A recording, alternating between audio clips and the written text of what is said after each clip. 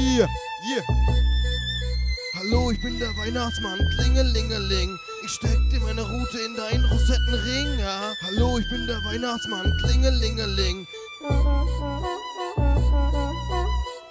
Fick dich, ich stimm grampelig. Du bist eine Bitch und musst auf den Strich. Was denn? Du fragst, warum ich glotze. Halt die Fresse, Mann, ich steck die Blättchen in die Fotze. Glocken überall, deine Titten sind so prall. Du läufst aus, denn ich bin der Nikolaus. Komm ich nächstes Jahr wieder, dann putz sie deine Glieder. Denn die waren mir das letzte Mal wirklich echt zuwider.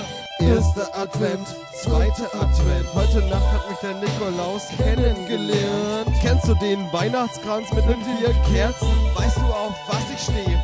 Auf Poperzen. Dritter Advent, vierter Advent. Popo brennt. So einen großen Nidel kenn ich nur vom Rentier. Gibt's eigentlich auch Weihnachtsfeen hier? Eichhörnchen Zunge gewöhnlich nur eicheln. Beim Weihnachtsmann kann man sich ja nicht einschmeicheln. Nach Heiligabend kommt nochmal Silvester. Für gewöhnlich kommt sich Popos da viel fester. Apropos Popo fest, wir machen einen drauf. Ist nicht so wie damals, ich schneid den Nudeln auf. Alle Kinder sind froh, mein Schwanz in ihrem Po. Das ist wie Geburtstag, ich sitz auf dem Klo. Ute mag's für gewöhnlich viel fester.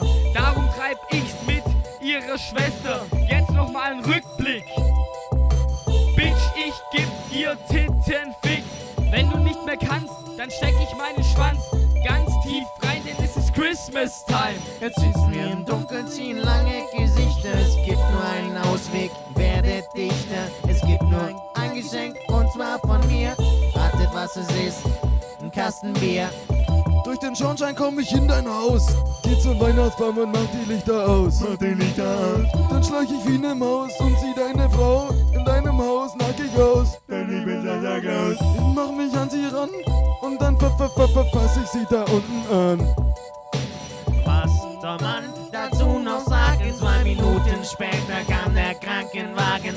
Fabi hat einfach zu fest zugepackt. Die Frau von dem Typ hat sich einfach angekackt. Was beim Weihnachtsmann in seiner Hütte heute passiert.